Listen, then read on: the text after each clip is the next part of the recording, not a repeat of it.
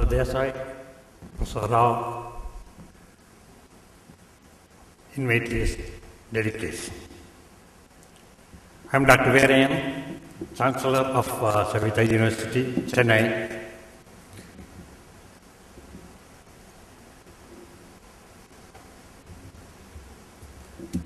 And I am here to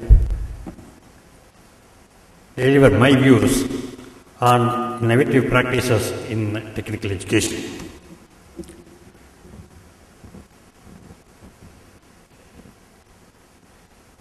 Engineering itself means an emotion. The word engineering is a Latin word meaning engineers are innovative. Therefore, engineering is nothing if there is no innovation. The seeds of innovation of thoughts to be sown at the beginning itself. To achieve this, to focus on innovative changes at both the content and as well as the teaching methodology. I would like to emphasize the importance of project-based learning. Learning not on classroom teaching and learning, but it should be project-based learning methodology, and need to introduce industry-oriented and interdisciplinary courses for molding competent professionals.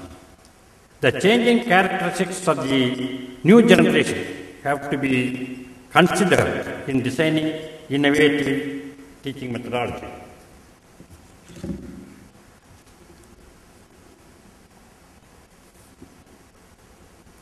Enhancing the employability of the students. We all know that only 10% of the engineering graduates are employable by the industry. A collective effort is required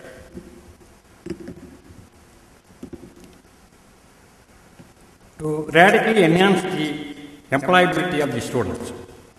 I have highlighted few dimensions to increase the employability of the engineering graduates. You can see the various aspects in developing the students to create more opportunity as an employable engineering graduate.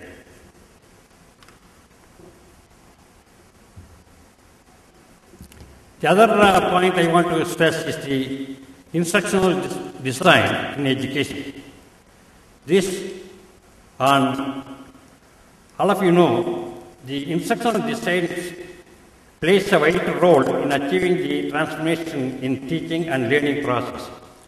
In this respect, I would like to list out 5 important instructional designs. Each institution should aim towards the evolving from effective instructional methodology to be transformative instructional methods.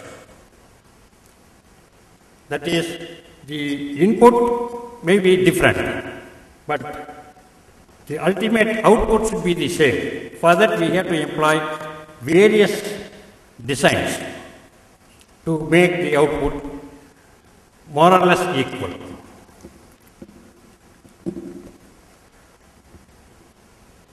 To approach to education shall be the system-based, combining systematic approach with the long-term perspective. I emphasize that there should not be a short-term, piecemeal or disjointed efforts in education. I list down 5 areas of system approach which combined shall produce the desired results. The system should be the way we think, the way we understand, the characterize an entity, the way an entity behaves, the way we carry out disciplined inquiry.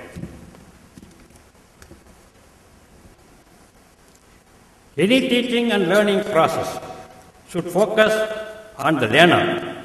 He is the ultimate receiver to make the process more effective and fruitful. The learner-centered principles broadly in 4 areas, that is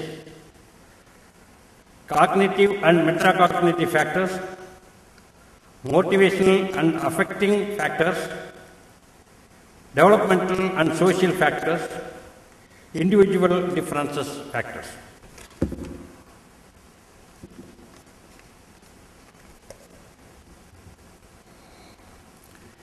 Information and communication technology, ICT, is a real boon to education. To reach out education to the mass, and the government has objectives to promote education and improve literacy at par with the developed countries. ICT is inevitable. To achieve the target, the Government of India have initiated many programs such as NPTEL, e-outreach and National Mission on Education using ICT. Distribution of August tablet to students and teachers across India under ICT schemes. I am proud to say that Savitha Engineering College is one of the few educational institutions that has participated in the government mission to save the nation. While I appreciate the role of virtual learning through ICT, there should be no compromise on hands-on training, particularly for professional courses like engineering, medicine, etc.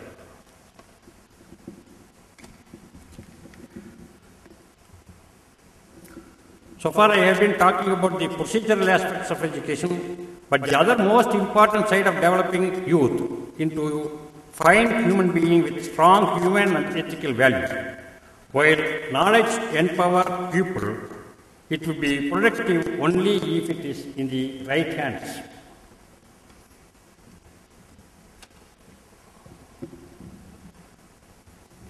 Dear delegates, I conclude my presentation by listing out roadmap towards the transformatory process.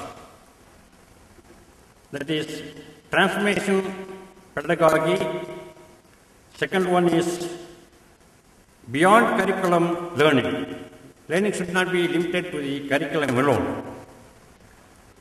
Expansive learning, activity-based learning, self-learning, raising bar for institutional outcome, human, ethical, and value-based approach.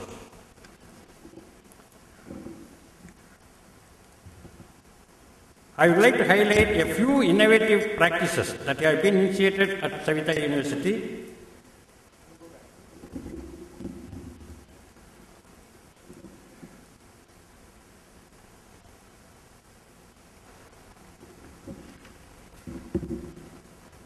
That's on roadmap.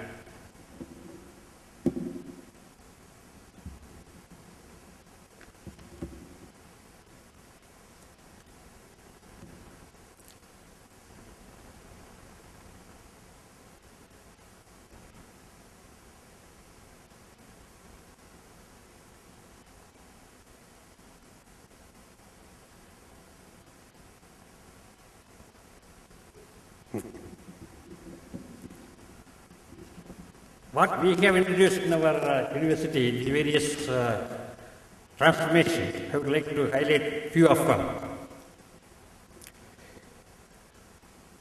We would like to highlight a few innovative practices that have been initiated at our university. We are open to welcome the best practices from any quarter so that our journey to accomplish our mission, which is be the best, is successful. That is hands-on training. First, we have introduced, we have limited the theory classes and we have increased the laboratory classes where students are taught in the lab with the hands-on experiences.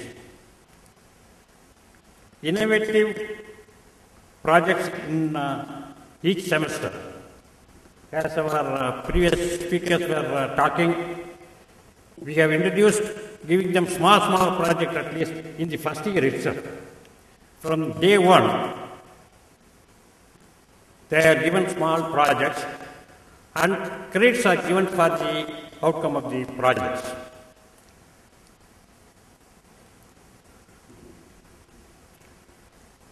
Third one is the personality development and soft skill training from day one. And value addition program to enhance employability. Not only the syllabus, but also value added courses we integrate along with the subjects. And the subjects are categorized into core subjects, elective subjects, market-oriented subjects, interdisciplinary subjects, that is real specialization, and inter-institutional subjects. We have medical as well as technical institutes. Both the institutions have more interactions and they do a lot of biomechanical and biomaterial studies, having both the staff and the students. And institute-industry interaction, that is internship, consultancy, real-time project, and professional interaction. We invite people from industry to deliver their specialized lectures in that area. And inter-university collaborations. Not only with other institutes of our university, we have collaboration with other universities. As our previous speakers were mentioning, if one university is strong in one area, they can always teach the other university students. They can collaborate with them and they can exchange the faculty. Even they can have a twinning program also. With these views, I take this opportunity to thank for giving me this opportunity to talk and express my views. Thank you.